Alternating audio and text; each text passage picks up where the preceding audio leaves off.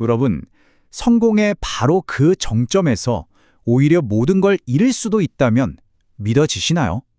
오늘은 동양의 고전 책은담을 통해서 성공이라는 달콤함 속에 숨겨진 아주 예상치 못한 위험, 그리고 그걸 지혜롭게 대처하는 법에 대해 깊이 파헤쳐 보겠습니다.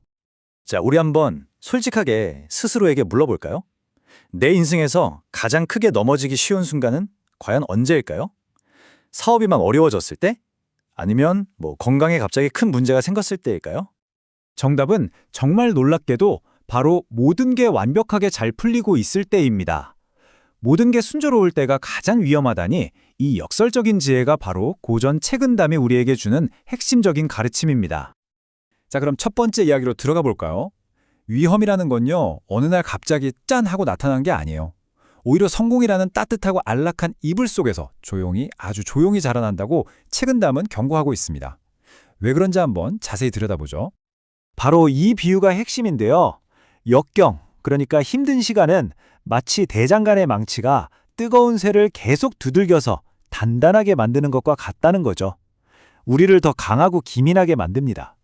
반면에 순경, 즉 모든 게 술술 풀리는 시기는 마치 따뜻한 물에 몸을 담근 것처럼 우리를 나른하고 풀어지게 만든다는 겁니다.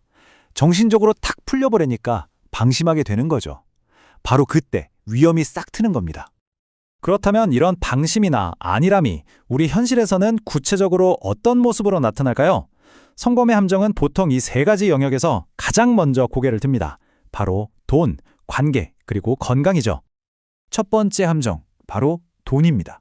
수입이 늘어나면요, 이상하게도 눈에 잘 띄지도 않는 작은 지출들이 슬금슬금 스며들기 시작해요. 그리고 이게 결국 여러분이 힘들게 쌓아올린 재정적인 성과를 야금야금 갉아먹게 되는 거죠. 이런 생각 다들 한 번쯤 해보셨죠? 아, 이 정도는 내가 번 거잖아. 나한테 주는 보상이야.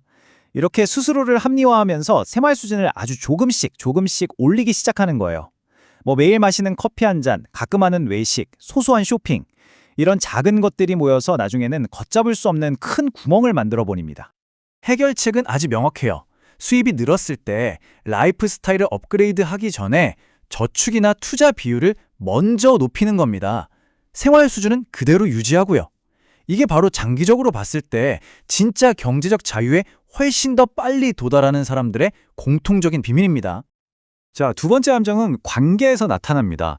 주변에서 인정을 받기 시작하고 내가 좀 잘 나가나 싶을 때 우리도 모르는 사이에 다른 사람의 조언이나 비판에 귀를 딱 닫아버리는 거죠. 마음속에서 이런 목소리가 들리기 시작해요.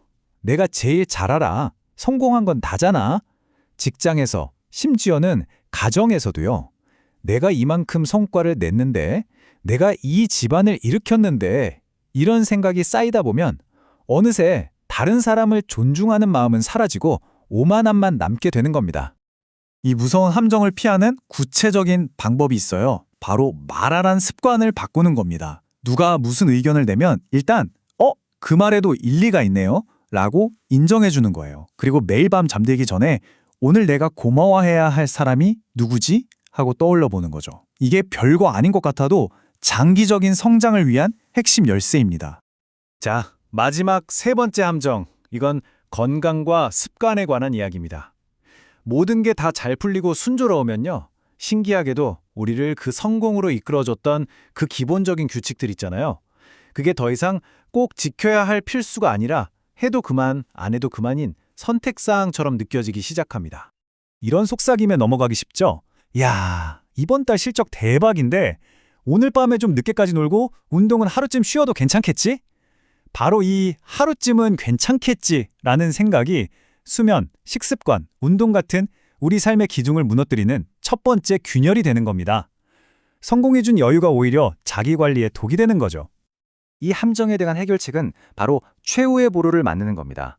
나만의 안전선을 정하는 거죠. 예를 들어 무슨 일이 있어도 하루에 20분은 걷는다. 또는 밤 11시 전에는 무조건 잔다 같은 아주 구체적인 핵심 루틴 하나를 정하는 거예요. 그리고 상황이 좋든 나쁘든 이건 타협 없이 지키는 겁니다. 이건 선택이 아니라 성공이라는 거친 파도를 헤쳐나가기 위한 필수 구명조끼 같은 거예요. 자, 그럼 지금까지 배운 지혜를 당장 우리 삶에 적용해 볼 수 있는 아주 실용적인 도구를 드릴게요. 일이 잘 풀릴 때 나 지금 괜찮은가 하고 스스로를 점검해 볼 수 있는 5가지 체크리스트입니다. 한번 같이 보시죠. 첫 번째, 오만함에 대한 점검입니다. 여러분, 요즘 혹시 내가 해봐서 아는데 라거나 아니, 그걸 왜 이해를 못해 같은 말을 자주 쓰고 있진 않나요? 말투는요, 교만함이 드러나는 가장 확실한 신호거든요. 만약 그렇다면 의식적으로 제가 틀릴 수도 있겠네요 라거나 그 말씀에도 일리가 있네요 같은 표현을 써보는 연습을 하는 겁니다. 두 번째, 공로에 대한 점검입니다. 지금의 성공이 100% 온전히 나 자신의 능력 덕분이라고 믿고 있진 않으세요? 운이나 타이밍, 주변 사람들의 도움을 혹시 잊고 있는 건 아닌지 돌아봐야 합니다. 성과에 대해 이야기할 때 의식적으로 누구누구 덕분에 우리가 함께해서 라는 말을 붙여보는 것만으로도 마음가짐이 완전히 달라질 수 있어요. 세 번째는 다시 돈 문제입니다. 아주 간단한 질문이에요. 분명히 수입은 늘었는데 왜 내 통장 잔고는 그대로이거나 오히려 줄었을까? 만약 그렇다면 이건 빼도 박도 못하는 100% 성공의 함정에 빠졌다는 신호입니다. 월급이 오르면 지출을 늘리기 전에 고정 저축이나 투자액부터 늘리는 습관, 이게 정말 중요합니다.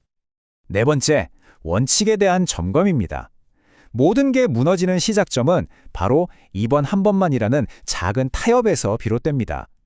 스스로에게 점점 관대해지고 있다는 느낌이 든다면 이것만큼은 절대 타협하지 않는다는 나만의 최소한의 규칙, 비상규칙을 명확하게 만들어둘 필요가 있습니다.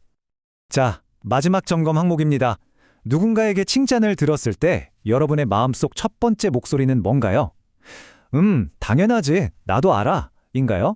아니면 감사합니다. 하지만 아직 갈 길이 머네요. 인가요? 겸손을 유지하는 가장 좋은 방법은요.